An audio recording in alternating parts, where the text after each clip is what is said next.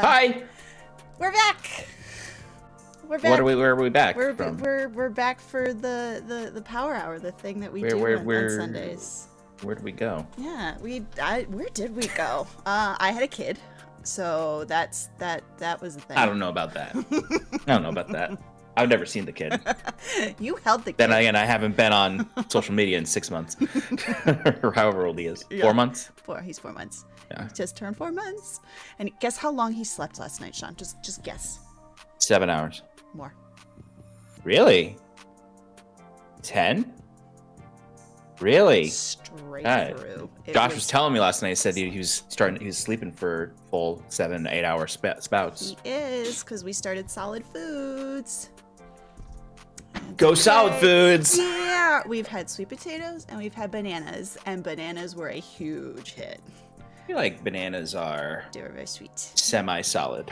Yeah, well, they're purees because he doesn't have any teeth, so they're all. Oh, I misunderstood solid foods. Did you think we're just kidding? And I was like, also like, why are you? And I was like, this seems young for him to be eating like whole.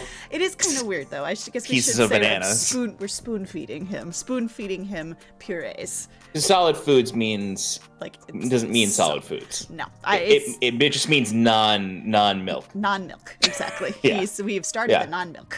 Yes. We've gone from liquid to smoothie. Slightly. They should call it smoothie. Yeah, we'll call it smoothie mode. We're in smoothie mode. We're in the smoothie mode. era. And it's just the smoothie era, and it's just the one ingredient. We have not. Oh, thanks, Mark. We have not ventured forth into like the mixtures. The mixtures. So they're not smoothies. We've gotten back to what they really are, which you already said. They're purees. We're in the puree era. We'll get to smoothies next. I got there on my own. Yeah, you did. It's your birthday. Look at all that love you're getting in chat. Oh, thank you, Echo. Yes. Hi, Alex. Yes, Sean is the big 3-2 today. What did you do for your birthday? I missed Alex's hello. It's not hello, it's hello. Well, this arm for this mic blocks the chat, and I always have to go like excuses. this. I don't want them. I think I might move the arm at some point to this side where there's a lot of space. That seems good. What'd you do? What did I do today? Yeah. I did nothing. I went to lunch with my parents. Very nice. And then I took a long nap because I stayed up pretty late playing Valheim last night. Yep. And I kind of didn't do anything, truthfully, which was very nice and relaxing. I have had the last few days off. I was getting over some sickness. Boo. So, but thankfully not COVID. Thankfully. Just like seasonal stuff. Dodge. Yeah, it seemed like seasonal. Mm-hmm. But thank you, Stefan. I am an old man. I'm the old man of Paradise. It was funny actually at lunch. I was talking to my parents, and my dad was like, "You're half my age, literally." My dad is 64. There you go. Yeah. But yeah, no, it's good. I still have tomorrow off, which is great. Nice, I'm gonna spend because I not for the holiday, President's Day, but because I took it off because private universities don't do that. Yeah, that tracks. So we don't have a lot of holidays off. Did you take like a long birthday weekend? Yeah, I could like not give a shit. Yeah, oh yeah, I fully support that. That is amazing. And Yay.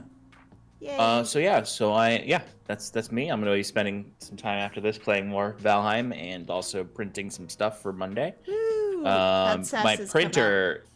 SAS has not come out. Yeah. Because SAS's minis are. I actually looked at some new alternatives that might be better. Okay. I trust that you. are close enough to what you had, which was already a close enough.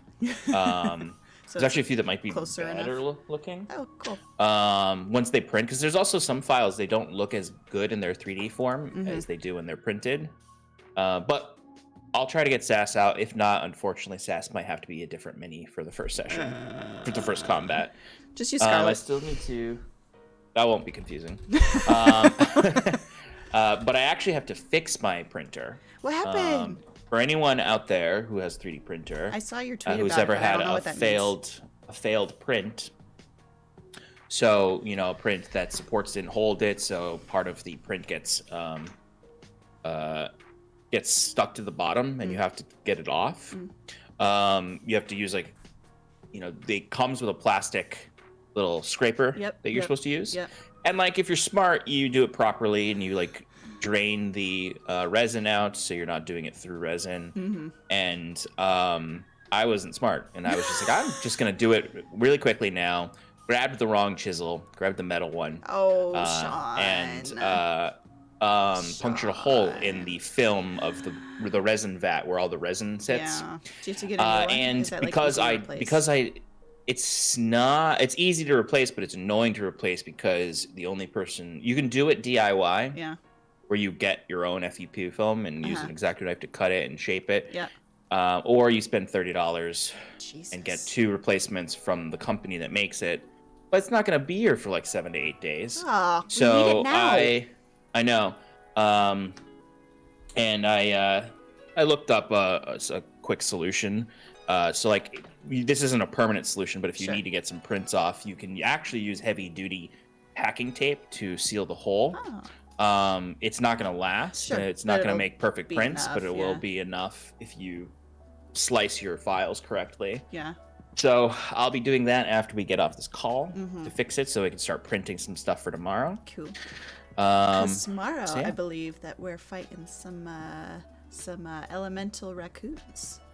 Yeah, which is probably a good segue into what happened on the premiere episode of Adventure Paradise 2, Electric Boogaloo, Adrift in Aldhalor. Adrift in Aldhalor. Well, let's see. This is my campaign 2 notebook, everybody. This was gifted to me by a student of mine from. She was one of my students, but she was also in my D&D club, and so she knows what's up. This is mine. Is that EXU? Yeah, it's the EXU one. Nice. Very, very fond of it. It's very cool. Alrighty, so yeah, we started campaign 2 last week. It was amazing. I had so much fun. I hope you had fun. I think we all had fun. It was so wonderful. It started. I started doing what Stefan does in writing the date, the in-game date, the 4th of Merivala, which is What's funny is I didn't say that once. No, we figured it out before stream. Yeah, but it is. Yes, it is the 4th of Merivala. And remind me, it's not Thur's dog, which is what I wrote down, right? It's Torva's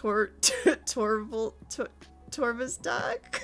I think it's funny is I feel like DMs who make up calendars do it just to fuck with the players. Yeah, that's pretty. Because Stefan looked it up. it's Tolva's dog. Tolva's dog. I knew. I didn't write it down correctly. In the year 1326.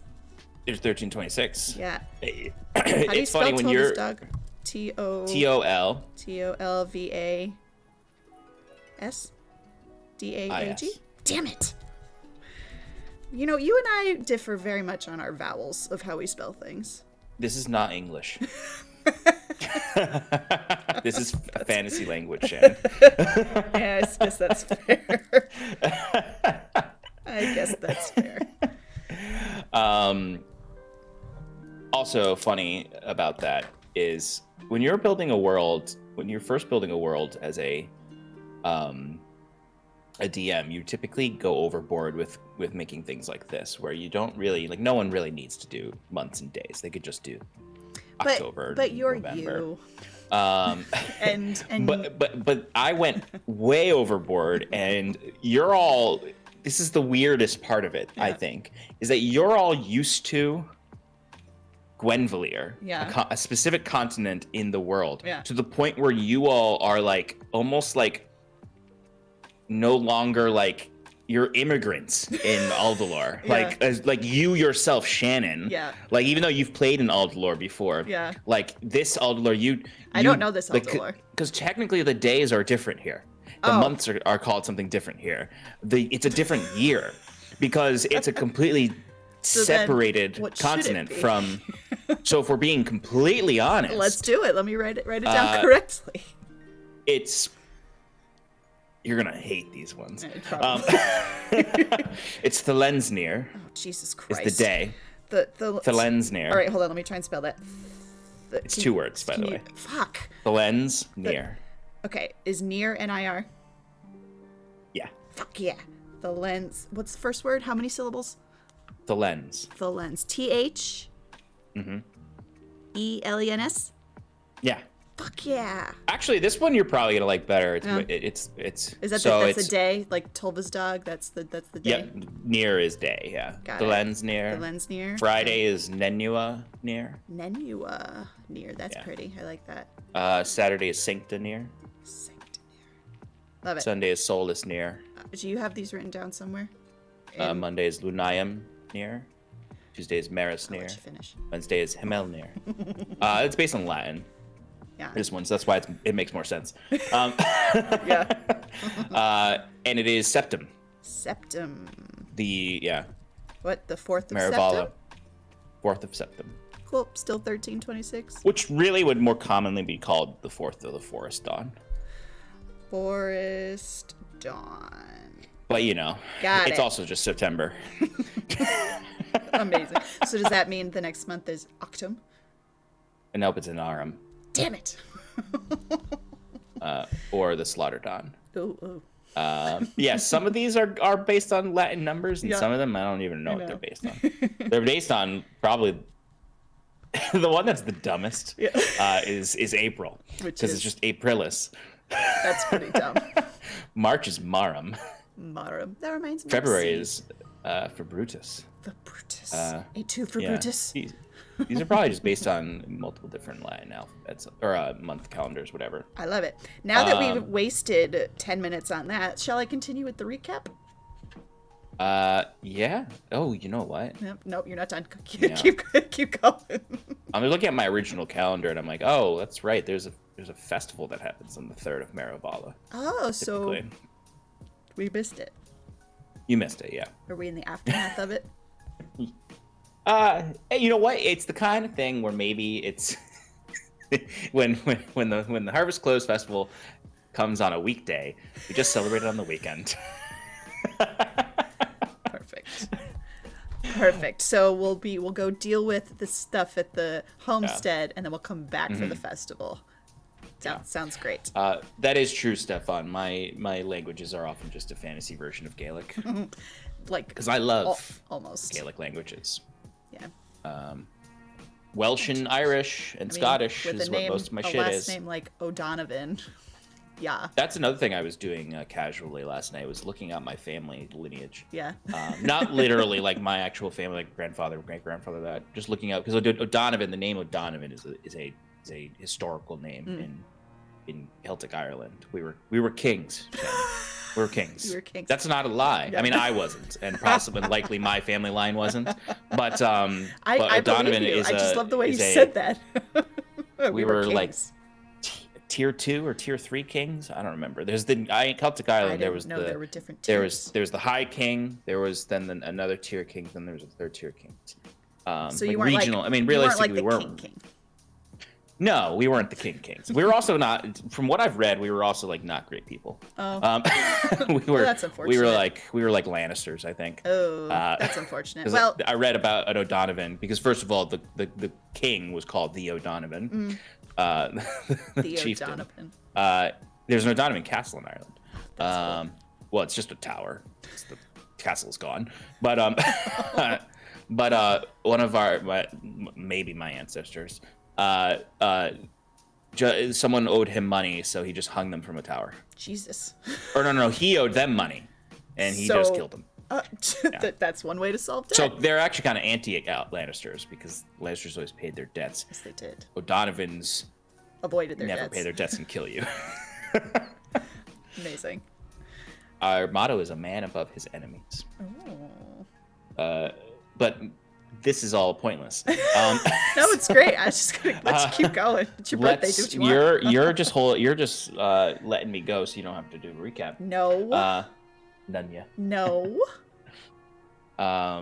Also, It's also a different year in to... Gwenvalir. Oh, is it? Because their calendar started at a different time. Oh. Well, do you want to explain to our lovely audience our new grading system? Oh yes, we're gonna keep track of Shannon's grades for her recaps this season. Yep. Last season I wrote them down randomly and I don't have them anymore. They're in one of my notebooks somewhere. somewhere. Yeah, and I don't think I have all of them. And we also just stopped at one point. So what we're gonna do is I am gonna give her grades for her recaps, but she's also going to give us what she thinks she should get. Honestly, and it might kill me. it cannot be an A+ every time. But It also can't be an A+ because they don't exist in collegiate grading. Here we go. And this is a college class. No. You're getting one. This is a one credit college class. Okay, with the amount of stuff and lore that goes in here, study. we should be at least 2 credits. Credits correlate to hours in the classroom, and this is a power hour. So we're getting great. So it's the power hour, not the campaign. That I guess would be a 3-credit class because it is typically 3 hours a week. It's a once-a-week class. Yeah. The only kind I teach. All right, let's focus. All right, Shannon. All right. What the hell happened? Well, first, I believe. Oh, should I do my grade now or should I do it after? No, you haven't done the recap. Yeah, that's fair. Give yourself a grade based on what I think I'm gonna do. We could add another column for that. You'd see what I think I'm gonna do. Actually, yes. Shannon, what do you think? How well do you think you're gonna do? Well, seeing as this is the first episode, I believe. Well, just looking at my notes. Don't look at your notes. Just off your gut. B. Okay. Which kills me. Absolutely kills me to say. I know just, it does. Like, it physically hurts, Sean. It hurts. This is fun. All right. So now I will do the recap, and then I will tell you what grade I think I deserve based on that. And then we'll get my actual grade. Yes. We should... no. It's too late. No, keep going. It's too much data. No. I was gonna say we should get chat's prediction. Yeah, but... chat. No, there's not enough folks in there right now. If you're listening, what grade do you think? Well, no. Wait, you gotta listen to my recap first, and then you can give me a grade. Chat grade. Add the column while I start. I guess yeah, go ahead. All right. They usually tell you anyway. Yep. All right, my friends. So we started campaign 2 with a prologue. Oh, shut up, Steph. That's not nice. Okay, that just totally threw me off now. It's like you knew he was going to say that. The second I said, chat, what do you think the grade's going to be? I knew Steph was going to put an F in there. I didn't. I should have, but I didn't. Okay. We start with a prologue. And it's... Oh, see, F for fantastic. Aww. We start with 2 men. One is like a bartender, and the other's like a paladin. And I believe I got the order of the dialogue correct. Obviously, you'll correct me if I'm wrong. Bartender guy says, "You broke the oath." Paladin says, something, and then kills him. Because he didn't like to, he was like, no, I didn't. Or even if I did, you're not going to tell anybody now because you're dead. So that happened, and then suddenly this... So specifically, he said, none of the words matter, none of it matters.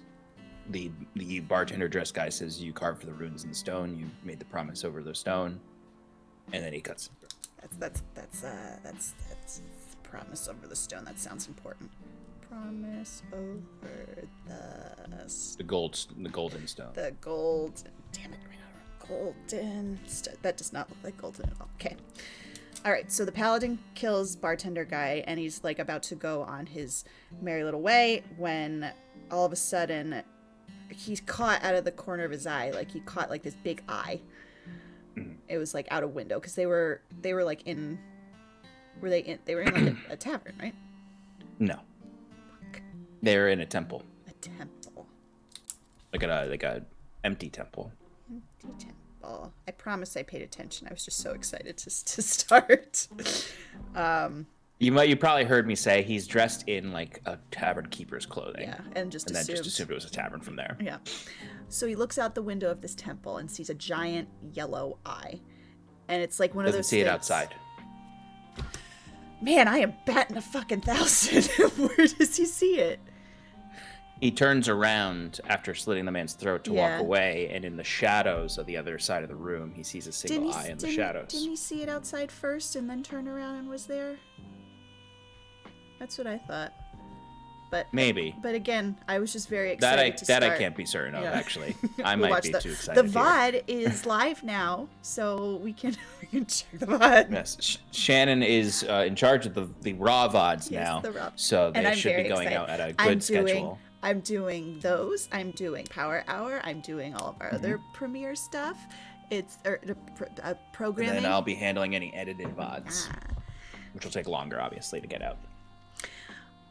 Okay, so we haven't even got past the prologue. So he turns around, sees the at least eye. We know for sure he sees the big eye. Sees a big eye. Engulfed in shadow. Yep. Yellow iris, golden iris. Yep. Which I think it ended up stepping out of the shadows. And no. Okay, why don't you just do the prologue and then I'll pick up after that. The eye. He is staring at the eye and he starts shouting at it and saying things like, I've killed fiends, I've killed undead, you can't scare me. And then as soon as the gurgling stops and the man behind him dies, the eye closed and disappeared in the shadows.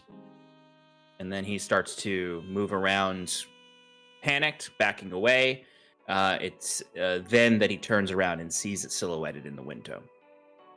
And then starts walking towards him slowly. The window. That's probably where you got the window from, because the window is shattered. Mm-hmm. Like when he's first leaving the space, like walking away from the dead body, a branch comes through and shatters the window, causing him to turn around. Mm-hmm. And then when he turns around again, the eye just appears out of nowhere in the shadows. Right. And it's like that creepy where you just see the eye, you don't see any other part of the machine. Yeah. Which you did. He turns around.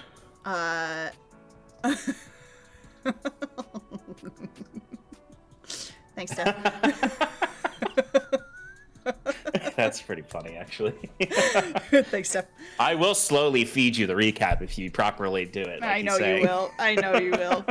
I do that for my students too. Yeah. That's why I don't give tests, because if they ask me questions, I would just start teaching them again. That's fair. That's fair. You did also put a picture of this thing in our Discord. Marked it as a spoiler, but it's pretty fucking cool. Yeah, it's a CR25 construct called a Marut. Wow. Yeah. Where'd you get the idea? But it's a real D&D monster. Cool. I feel like the constructs and the lawful neutral side of things never gets really played out. Yeah. Because they can be hard to make interesting because they're so such rigid alignments. But yeah, and then it turns around. He sees its silhouette and it just starts marching towards him, and he just starts yelling at it and saying he's not scared. And then he goes to swing his sword at it, grabs the sword, shatters it. Yeah, I remember that. And then just punches his skull in. Yep. Kills the paladin and disappears. Yes. And it had a golden disc in its chest plate. It's a big mechanical monstrosity, large creature, mechanical, big eye where a head should be. Yeah. Or where a neck should be, really. Okay. Despite my absolutely abysmal start, I think I'm gonna do okay for the rest of it, because I labeled the scenes. I numbered them. Yeah. So I don't know. I'm kind of losing confidence real quick. So here we go. That B might actually be a C, but you will never, ever, ever catch me giving myself a C. Ever. Don't you fucking change it. Don't you change it. Keep going. Nope.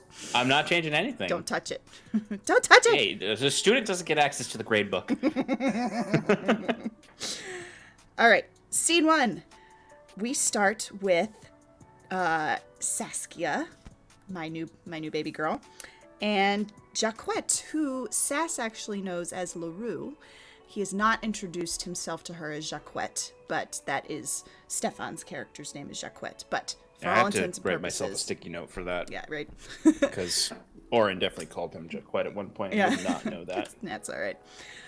So yes, for people to know, even though his character sheet says Jacquette, he's been introducing himself as LaRue to everybody. So we are waking up in LaRue's room that he had rented at the Harlequin and Chalice. He had rented like the penthouse like suite, like this really fancy. He's a rich cat. That's basically Stefan's. He is a rich cat. He's an aristocrat. I see what you did there. Yeah, good job. So originally, Jacquette or LaRue had this all to himself. He was not sharing with anybody. He like followed the bartender around. This was all pre-game session. He followed the person around to get water for his bath, make sure things were snappy. But based on something that had happened in session zeros before the stream started, LaRue, I don't know if he so much invited Sass as didn't protest when she followed him into the room to crash for the night. Yeah. So they're waking up there basically saying, we fucked up, and we fucked up real bad. And we find out later in the session, we get kind of a little taste of what happened. Sass, LaRue, and Fearn, or White Eye, who I'll talk about next, they had been to a bar called the Otter Business in the Widow's Ward, an area of Asia? Nope. Halcyon. Fuck.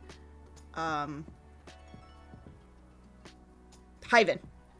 There you go. There you got is. there. Yep. The Widow's Ward is Hyven is in Asia. Asia is a region, not a province. Got it. Okay.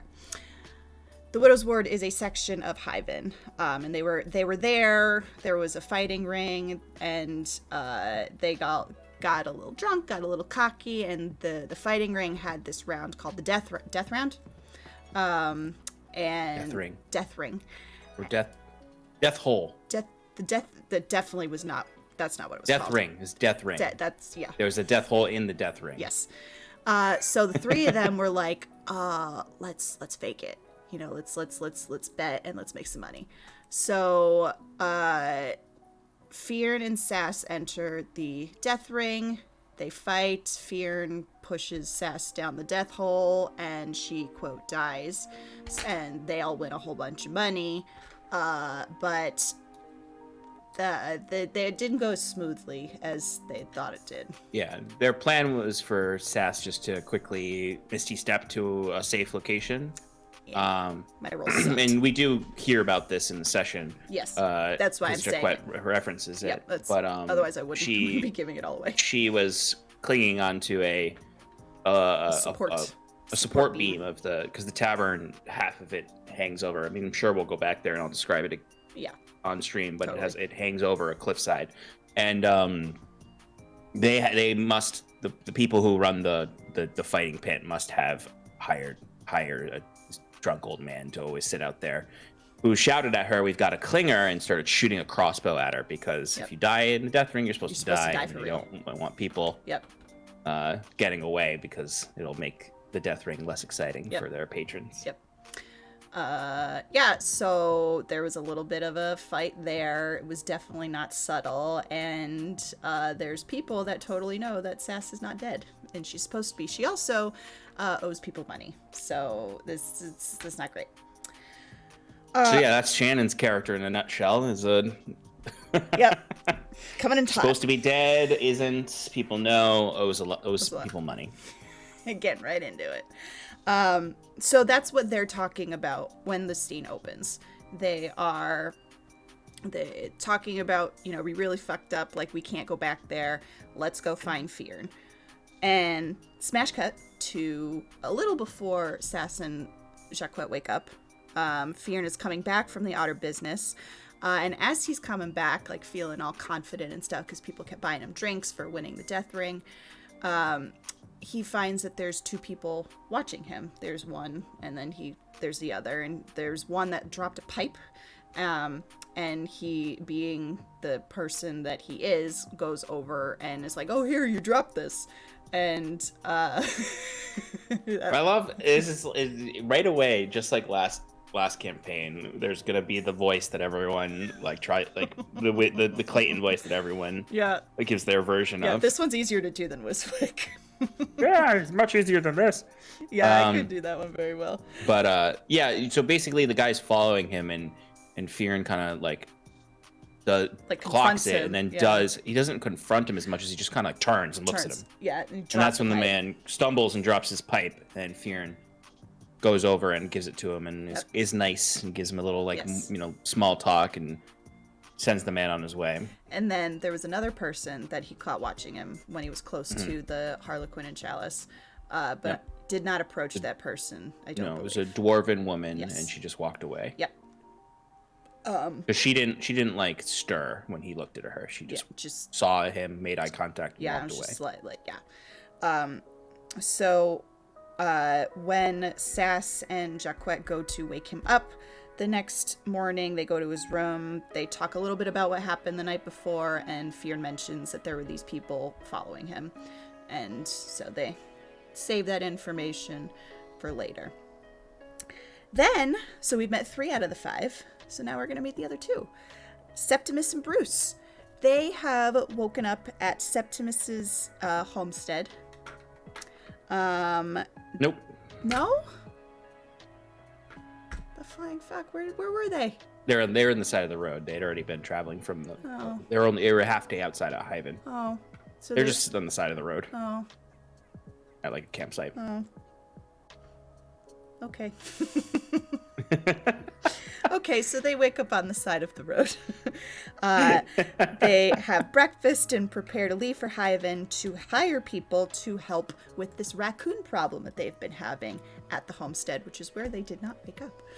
On the way there, they stop by, it sounded like a friend of Septimus's, place, and we're telling her that, we're going into... They didn't stop at her place. Where did they stop? Did they just see her along the way? So they were... I actually have to make a correction on my own recap there. Because they were actually stopped at a place. They were camping outside of like an area that the country folk set up a sort of pseudo farmers market / trinket potions, tchotchke little area, like kind of a cart area where there's a bunch of carts where people from the country bring in their stuff and sell it to people on the road. And she actually ran up to them while they were getting ready in the morning. Her name is Dovana, although I may not have said her name I don't at all. think you did, because I definitely would have written it down. All I have is Dwarven lady asks for a raccoon to study. I did say what she looks like. Yes. She has darker skin, black hair that comes over her shoulder in like a long braid. She wears this really lovely purple cloak over herself. And she has this bag that is overflowing with reagents. So random rocks, random dirt, random plants. She's a little spacey with a little nice country accent. She's very sweet. She's very sweet. For those of you, this season I've been making NPCs in a Flash style often, using oh my god, 1985. Yes. 1985 games. Little NPC cards. Yeah. Bovana. They have personalities and stuff in the background, which you can use or not use. I like it for the quick, like, physical description, and I use some of the stuff in the back. I feel like you're the kind of person that like looks at the card and like you immediately just like base the personality on your first instinct. Yeah, absolutely. And like I obviously am also gonna make my own NPCs, but it's nice to have if you're just starting a campaign, they're not a sponsor or a partner, but I just like they're really great. But they have these NPC packs that are really cool, that I strongly recommend you purchase. Yeah. Especially if you have trouble coming up with NPCs, which I don't, but it is nice to have help there, so that I'm not also sitting there and being like, what was the NPC I made up? Oh no, I have a card for it. Yeah. Yeah, and we used them a lot in our session zeros, and they were great. They were really yeah, great. I pretty exclusively created the NPCs from them in the session series, other than a few side ones, and some of the more criminal ones that you guys met, like the old man that you keep terrorizing. But we'll get to that guy. That poor guy. Yeah. So Dovana runs up to them, and you're right. She asks how the progress is going, and she does say, "Is our deal still on? Essentially, are you going to capture one for me?" Yep, because I get the vibe that she's some kind of artificer or sorcerer wizard combination that likes to study. Yeah, she's basically, I would call her a hedge wizard. Just a wizard who is self-taught. Didn't go to a wizarding school. Self-taught learned wizard. in the Love it. learned on their own. Love it. Love it. So after they're done talking, they make their way into Hyven, and they go to Torkal's booth. And I don't believe I spelled this correctly. Torkal. Say it again. Torkal. That's correct. Really? Oh, hooray. Well, this is another 1985 games NPC card. Oh, is it? So the names are going to probably be spelled more phonetically approachable than me. Yeah. Than my spelling of names. That's fair. So they go to Torkal's booth, and I don't know if it was, I genuinely don't know if, what the relationship is between Torkal and Septimus, but they know each other. Like it seems like they have. It's not explicitly stated what their relationship is, so you would only have what you could assume from their interactions. I didn't say friends. I mean, I guess you can assume they were friends. They're friends. Yeah, they have a relationship, a past history. So they're both artificers. Yes. In some way. And Septimus, who's played by Mike, Septimus had cobbled together some little trinkets, the Reacher Grabber and an alarm clock. And he was trying to sell these to Torkal because he was in desperate need of money. And what we find out later, and it broke my little heart, is that he's using this money that he got from I'll get to the gramophone in a second, but he's using the money from this exchange to hire people to deal with the infestation. So Bruce is here. Bruce is a little kobold who talks. Also an artificer. Yep. Talks like Kronk from Emperor's New Groove. Patrick Warburton, I believe, is the actor. I believe that's the name, yeah. Yep, it's excellent. Oh, hey, Robo. Thanks for the happy birthday in chat. Bruce bargains with Torkal to get Septimus 7 gold or 70 silver pieces, because this is I think we discussed in session zeros that this is very much a silver economy. Gold I guess I should mention that because we didn't really mention it necessarily on stream, but no. I'm trying to make gold more important in the game, because money in D&D makes no sense. So I'm just going off of like silvers are what people they day to day operate off of. They're not spending a ton of gold. Gold is really only a thing for rich folk who are trying to make their mass of silver less coins. Yeah, Jaquette has a bunch of gold. Throws gold around like nobody's business. Because where Jaquette would be like a poor level 3 character in a normal campaign, he's very rich for this campaign. Okay. So Bruce bargains with Torkal to get Septimus 70 silver, 7 gold, to use to hire people to help him deal with the raccoon infestation, and in exchange he's gonna take a look at a gramophone that is broken. And I think based on the rolls, I think he broke it more, but was still able to fix it. Oh yeah. Bruce got a nat 1 on his intelligence check, his arcana check for this. Yep. And absolutely spark shot off of the thing, and like I didn't even say that. Alex said Alex did. that he broke a part that wasn't broken before. The accountability is just so admirable and adorable, and it was just great. It was a great interaction. So now we get to the part where everybody meets up. One other thing from there, which is not huge. This is, and you're not getting points off for this. Okay. But it's slightly important for the party dynamic as things go on. We learn in this moment that Bruce is from a place called Halcyon. That's where I got Halcyon. I mentioned Halcyon in the prologue. Yep. I guess that's also a good part of the recap, is that there is a prologue. Like the prologue is a scene, but I gave an introduction no, it didn't. I didn't. It's not necessarily in Halcyon. Okay. But before the prologue, I gave an introduction to the setting. It's that did have a lot of information about like who the big players are.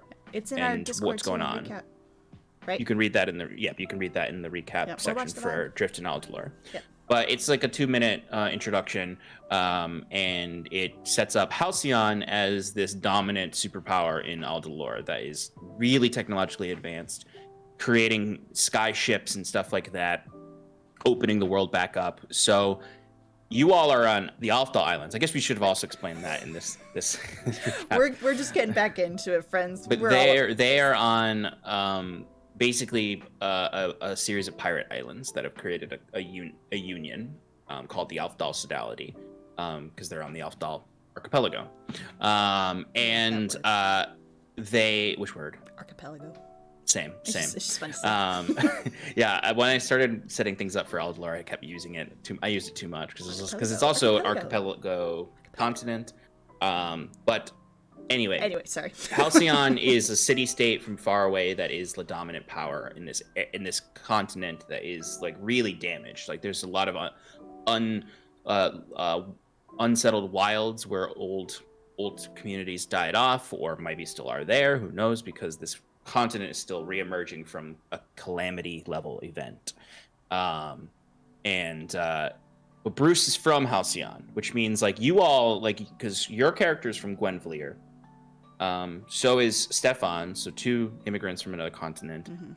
Fearn is from a isolated community in the north, so also not from this area. Septimus lives in Aldhalor, and Bruce is from Halcyon. Yep. So Halcyon's like the big shining city on the hill, whereas Aldhalor is like the backwaters. Just to give a quick. Yeah, no, that's good. It's good And context. Torcal tells Septimus to be careful with people from Halcyon. I do remember that. Be careful with peeps from Halcyon. Yeah, I do remember that. Okay. All right. The next scene. Sass and Fearn are arm wrestling in the Harlequin and Chalice, while Jacquet talks to Orin, who's the tavern keeper, not the owner, but the tavern keeper of Harlequin and Chalice. He's talking to Orin about the day-to-day manager. Yes, the day-to-day manager. He asks who runs the otter business. Somebody named Mr. Greaves, which that's a great name. I really liked that. And just trying to do a little recon about the place because we need to avoid it for a little bit. At least Jacquet and Sass do. Fearn is a hero over there. So then after that, Bruce and Septimus enter. Bruce chats with Jacquet about the job that Septimus is putting. He's handwriting. This was this was such a great way. Like, kudos to Mike for this. Like, I thought it was a really great way to show Septimus's character. It's like how he's like handwriting out the advertisement, and it broke my heart when he's like, the reward is 70 silver pieces, which is everything that he had just gotten from the business transaction that he did. And so he's handwriting it out painstakingly, like making sure he's got all the details on there. And then so Bruce is chatting to Jacquette and saying like, do you have, or are you interested? You looking for work? How do I know you can do the job? How do you know I can do the job? And Jacquette's, I am a good shot. And Bruce is like, oh yeah, prove it. And so Jacquette like takes out his crossbow, and as Septimus is pinning it to the board, fires off the crossbow and like pins it, and like wherever he was aiming, was it like the 0 and the 70 or something? Yeah, it was like he aimed it and precisely got it. So it just, I don't know, I just felt so bad for Septimus because he worked so hard on the posting, and then Jacquette just fucking shot it. So then so Jacquette's like, yes, me and my acquaintances, the two of us, are still arm wrestling and having fun. Yeah, the giant and the crass woman. Yes. Oh, by the way, everyone, Saskia, Shannon's character, this whole time is stealing scrap food from plates in the bar because even though she did actually get some money, I did, because this is you did get your cut from from Jacquette for faking your death. Yep. So you do have some gold because this wasn't on stream, but your character was broke before that. Yes, I think this is a theme: is that Shannon's character is never going to have money. Which could be stemming back to home campaign when I tried to buy a tiny bottle of a potion for 10 gold and have no idea how money works. Or no, I tried to sell it for. It was no. You tried to buy like food coloring for 10 gold. Yeah. To put in a flare. Yeah. It was some material to put color in a flare. That was like the first or second time I'd ever played D&D, and I didn't know how money worked, and I have this core memory of just your face going, 10 gold. Yeah. Well, I thought it was funny too because at the time, like, you were a level 1 character, or a level like 2 character, so you probably only had like 15 gold in your inventory. Probably. So that was you offering them all. But we all made of your it gold. A story. But I understand. I mean. Fine. Exactly, but also like D&D gold doesn't make sense. Yeah. So I think anyone just starting D&D would be like, I don't understand the money at all, because I don't understand the money. So Sass, I decided I didn't plan it ahead of time. It came out organically in session 0, is that she doesn't pay for anything, because she's really, really stingy. So she'll either try to steal it, or she will just eat table scraps and like go dumpster diving to get what she needs. Yeah, to the level of being pretry gross. Yeah, it's pretty gross. Which I don't know. It was just fun. I think it's great. It came out in the session 0, and I was like, you know what? I'm gonna roll with it. I love it. The thing that I also think is really great about Sass's like stealing is that she puts flourishes to it in some cases for no reason. Yeah. Like, Orin was not paying attention to you at all when you stole the food. Nope. And like probably wouldn't care either. Right. But you were like made sure that you used magic to steal it. Right. And that it was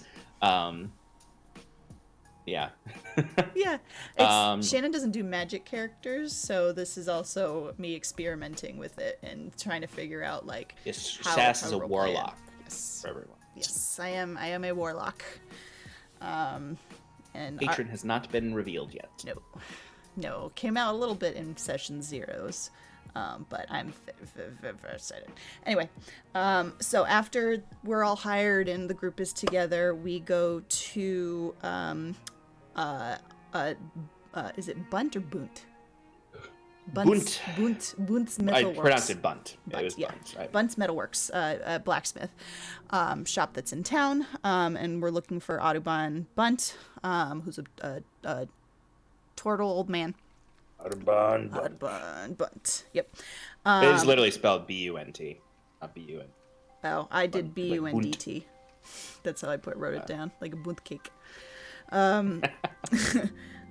So, well, before we go to before we go to the blacksmith shop, Jacquette actually splits from the group, and he goes to talk to Winifred, who is a Goliath figure that we being Jacquette, Sass, and Fearn, who we had met in session 0 beforehand. We were trying to find information on a particular ship that abandoned us, just completely abandoned us.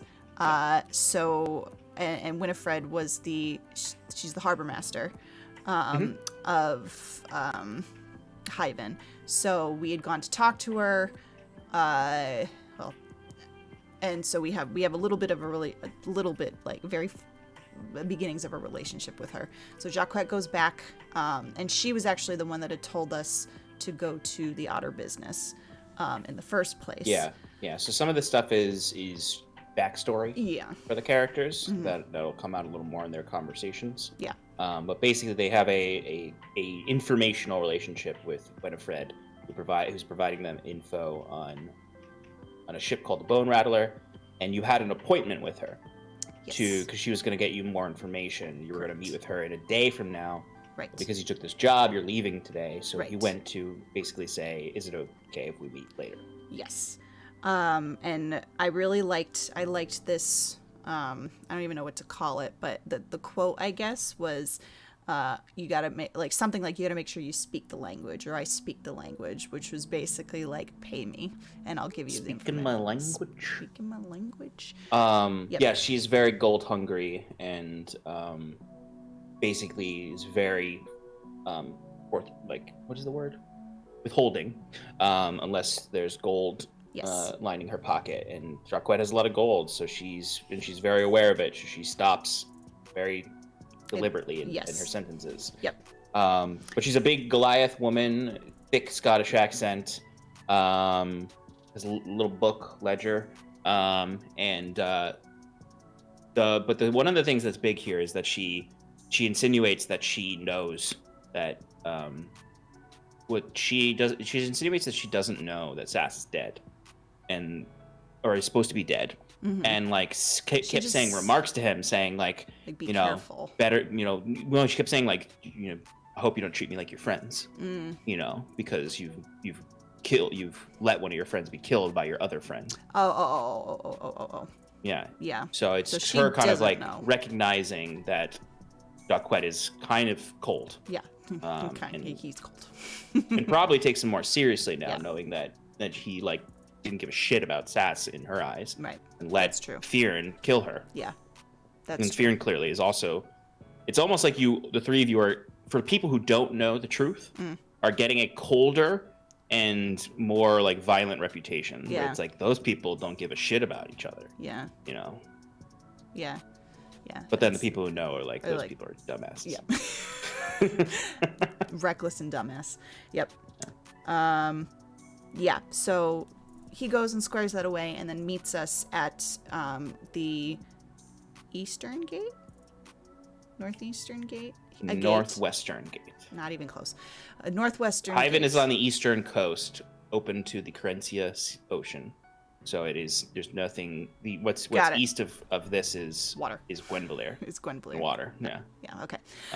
So there's no gate. You guys kept saying gate. There's no gate. I thought you said gate. No, I said a Northwest Road.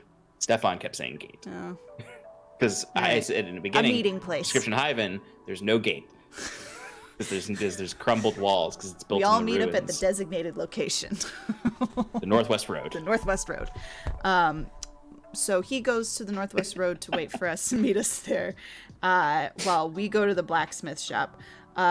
Sass had lost her hat, her beloved hat, which is a big part of her getup, because she's. I love how you described it as someone cosplaying as a pirate. Yes. Hi, Daryl. So she had lost her hat in the death ring match and was very upset about it. So while they're walking to the blacksmith, she's just casually trying on people's hats. She's not even being subtle about it. She'll just take a hat off somebody's head, put it on, if not, put it back, just touching everything. And Bruce was watching her do this and seemed to be very uncomfortable by it.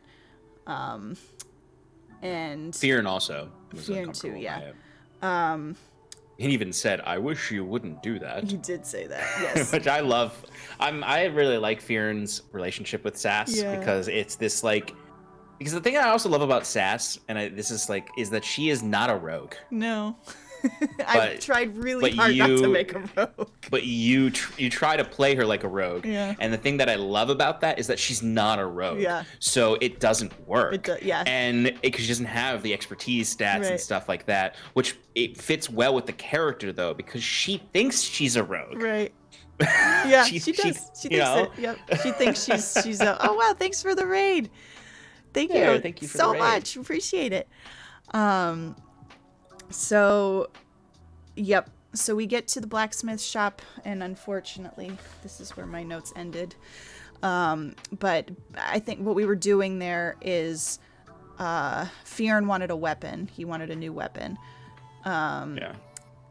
Did Septimus want something too? Septimus did not. Fearon, Fearon asked Septimus to be like, "Hey man, you live here. Where's the best blacksmith? And I'll give you a finder's fee if you find us a good blacksmith." Yeah. Okay. So so he just like kind of was the escort. Yeah, and then which is funny because it's kind of this thing where it's like Fearon comes from a more like countryside village aesthetic where there's like maybe like a blacksmith or two and their blacksmith is out of their house. Yeah. But Hyven is like a semi-industrial city, so like he brings them to like the big factory basically where they have several forges going all at once. Yeah. Yeah. But yes, he the funny thing is that the only reason that Fearon wants a great sword is because Clayton wants to match the art that was drawn of Fearon. It was great. It was great. I believe we also got a little bit of Septimus had a relationship with Audubon as well. So Audubon, so this is actually where you get clarification on Audubon. The Audubon, by the way, is a big turtle, big old elderly turtle who like runs the blacksmith shop where he's the master blacksmith. The artisanal highest level who has all these apprentices that he's training there, and he basically he says to Septimus, "I've heard of you." Before Septimus even introduces himself, "I've heard of you. Torcal has told me that your talents are wasted on the trinkets and tchotchkes that you make." That's right. Yep.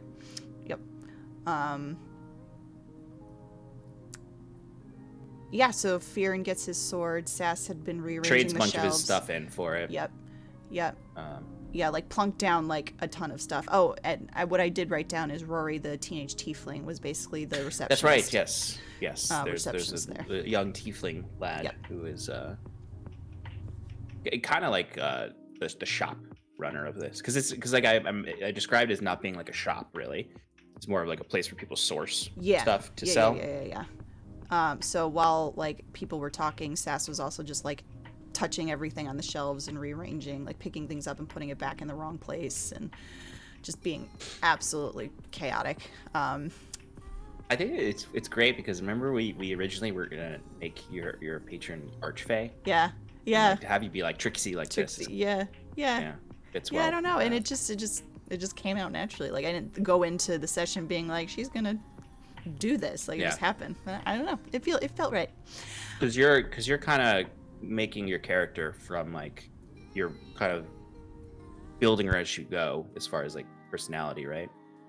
Yeah, which is so different because I knew very much who I wanted Scarlet to be before we started, and this time around, I don't know whether it's just like I just didn't sit down and dedicate the time like I did. Well, you had a newborn. That's fair. That's fair. I don't know. I kind of am enjoying this new, like the new, you know, because I also don't have pages and pages of backstory. Which is very new for you. Yeah, it's very, very new. But I'm also like I'm excited because we'll get into. I could talk about that forever. We'll talk about that another time. We finish up the session, meeting up at the Northwest Road. not the gate, the road. Thank you. You're welcome. And that's where the session ended. We're on the road back. One more thing happened. What did I miss? Kind of a big deal. I'll give you a kind second. of a big Yeah, deal. you can. I was like, you're gonna get. Like, Yeah. I'm gonna give her a second. Yeah. This is gonna come to her quickly. Kind of a big deal. So we are walking towards the Northwest Road to meet with Jacquette, where we catch sight of somebody watching us again. And it was the same person that was watching Fearn last night, earlier that morning. And along the way, Sass was still playing with hats, looking for one. There was one she took off of an old man, and Fearn was like fucking around with his sword and like cut it in half. Yeah, so I tried to give it back. This poor old guy. Yeah, this old man was having a terrible day. Terrible because day. We just made one it day worse. earlier, Sass, this was in our session 0, but Sass had stolen food off his plate with her mage hand and freaked him out. He fled out of the tavern, and now he's hat is getting randomly cut in half and stolen from his head, and this old man is just having a rough day. week. Rough week. But this person that was watching the group was wearing Sass's hat, the one that had fallen. And I did get it back, but Yeah, I also was- recognized the guy, so I I know what I did. Fearn recognized. Yeah, Fearn recognized him. I positioned him in front of me and then mage hand the hat. Yes, and Because I just want to use first of all, everyone once Jacquette and you had seen the man. Yeah. Everyone saw him, and Fearn said, "That's the guy who followed me this morning." And the guy started walking away. And he had clearly seen you, Sass. And you're supposed to be dead. I am supposed to So, be dead. but Stefan Jacquette cast dissonant whispers on him. That's to try right. to intimidate him to not fuck with you all. Right. He did succeed, and nearly killed the man. Yep. Because he's just a man, and he's Yep. not some superpowered hero with a lot of health. Mm-hmm. And he ran away, and as he ran away, you swiped the hat with your my mage hat hands. back. So now I have my hat back with my big purple feather. Then we all met at the Northwest Road, and we are heading back towards Septimus's homestead to deal with the elemental raccoons. Oh yeah, I guess we didn't explain what the job was before. Oh, yeah, I guess we didn't. We just kind of were just assuming.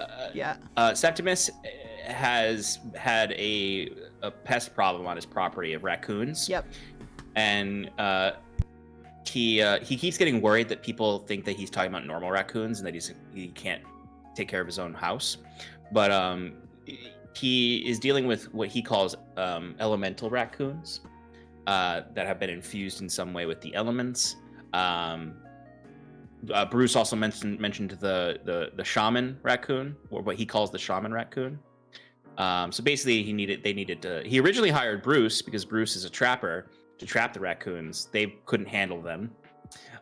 So the lot of you were hired to go to Septimus's homestead to deal with a raccoon infestation. Yes. Which is roughly, I think he said there was roughly 7 or 8 of these critters. Yep. And then we ended with a little epilogue for the first episode, which was me just giving a description of the raccoons awakening on the homestead, right. And where they one that was made out of rocks. Acid, right? Yeah. They spit acid and are on fire. Is that how? So, is that how so it's Septimus described the 2 that he had witnessed, which was the one made out of lightning, and the one that That's spit right. acid. That's right. The lightning one is actually dead because it blew up in his house. Yeah, Septimus is like, it's a real poor guy. He's having an even worse week. Yeah. But I described one coming out of the mud, like that was made out of rock, Yep. and then one that came out of the mud that was kind of this slime that then erupted into flames. Yep. Which, sneak peek for those of you who showed up here for one of the minis. This is our fire raccoon. Hell yeah. And he glows. He glows. Look at Yeah, that. little critter. And you printed that, right? Yes. Yeah. Yes, I 3D printed it with the printer y'all got me. Best gift ever. Yeah. And that's the camp. That's the campaign. Yeah, that's it. That's it. It's over. It's over. Done. We're that done. was session 1. Yeah. So, Shannon, what grade do you think you got in the recap? I honestly don't think I deserve a very good grade. I was all over the place, so I do think I deserve a C. But this is the very first one. You haven't been doing it, Yeah, I know. So I am gonna put down that what you thought your grade should be by the end was a C. You originally thought you were gonna get a B. Yeah. I'm going to split it down the middle Yeah. and give you a C+. We'll go with C+. Oh, okay. Or B-. No, we'll go with B-. Oh. This is the first one, so they'll be somewhat of a curve because you haven't you haven't been taking notes regularly every week like you were before. Like, it was brand new. We were excited. I appreciate we were lagging a little bit, so I was a little off, so maybe I wasn't describing everything perfectly. No, you did nothing wrong, but thank you. I appreciate the leniency there. No, because you didn't do. It's not like you didn't fail. Great, I didn't fail. I made it through. And a B- is a good grade. Don't. just. This is like exposure therapy to you for like not being. Even though you're not in school anymore. It is. It really is. I think the only thing worse than a B- is an A-. What? That makes no sense. we could talk about this for the rest of forever. Well, appreciate the kindness. Thank you, Professor. Oh, absolutely. I'm such an easy grader, like students who I have. I'm always looking for reasons to but raise honestly, their grade. that's the way it should be. You should take people's lives into consideration. Totally, I completely agree. But this is not an education podcast. We could talk about that for a while. Yeah, we should do that. To talk like from the elementary perspective and the collegiate perspective. Yes, we should do that. And bring Brian in for the middle school, high school. He's middle school. He's middle school, yeah. And our friend Jenna is high school. We actually cover every grade. But before we get too far into that, Shannon, I know we're over time, so we'll do this briefly. Yes. Any speculations that are beyond just like obviously you guys are gonna kill some raccoons? We're gonna kill some raccoons. Or trap some raccoons. So yes, we're going to deal with the raccoons. We'll probably hang out there for a little bit because there's so much heat on Jacques and Sass and maybe Fearn because maybe some people are putting the pieces together. Of like, hey, you didn't kill her. You're not as good as you said you were. Fearn actually said that, I think, at the end. He said, after the guy ran away, he said, well, there goes my championship. That's right. because he was like the big winner that night. Right, so right. So we'll probably need to stay out a bit, and depending on, how the combat goes, I'm sure we'll spend some time catching up, and I'm sure abilities and stuff are going to come out in the combat and that we're maybe going to want to talk about, and maybe some crazy shit will happen, and we're just going to play a round of what the fuck is up with that after combat. So I think it'll be we'll start with the combat and then we'll probably do some character diving after that, and then eventually we're gonna need to go back to Hyven because we've got business there. We gotta go see Winifred. You still gotta meet with Winifred. Yeah, we can meet with Winifred. We maybe we'll decide that we're cool enough that we can deal with the heat that's happening. Yeah. I don't know. We'll have to wait and see. But one thing is definitely for sure, there will be shenanigans, and everybody's characters and their quirks will be coming out. And that's like one of the best parts of a new campaign is just finding out who your character is. Yeah, I mean, you guys are gonna at least have probably a week. If you just go to the homestead, deal with the raccoons, and come back, that would take you about a week. So you'll at least be out of the city for a week. Yes. I imagine you might spend a little bit of time longer than that, maybe. Sure. But we're gonna have to go back. Yeah, you have business there. We got business there. One thing, I did want to show, because I wanted to show you, and I wanted to just to do it. This is my my amulet that I have now. I've super glued the pearl and this on. This is. So would you say that's exactly what it looks like? The one Sass has. Well, you described it a little more different, but this was the best I could do. Yeah, but I think ultimately, like, Eddie drew it. Yeah. I think the only difference is they described that there was like seaweed on it. Yeah, like, and the necklace I think was made out of sea glass or pirate glass or something. Oh, there was sea glass. Sea There was glass. like sea glass gems on the chain of the necklace or whatever. But yes, I just wanted to show everybody. This is a story item that is going to be part of my cosplay that I wear every week, except not next week because I will be running in from coming back from Florida. But I'll do it tomorrow. Yay. Did you get your purple? I did. Purple bandana. Yes, I did. My purple. It's in my room, but yes, purple bandana is here. Yeah, and I will do purple makeup tomorrow and purple from now on because I didn't have the purple stuff, so I just did green and teal.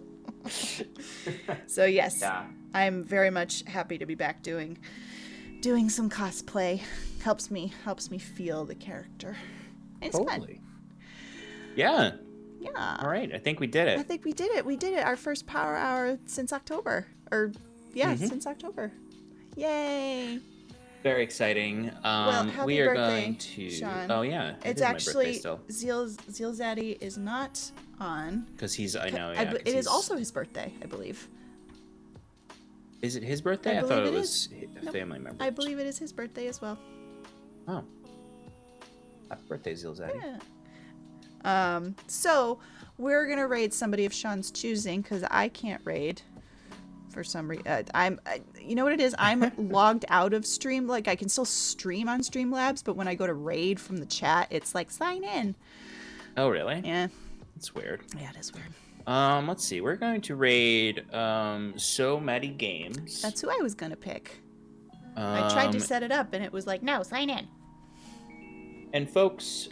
Oh, I always do this wrong. Instead of doing /raid, I just do / the name of the channel. Yep.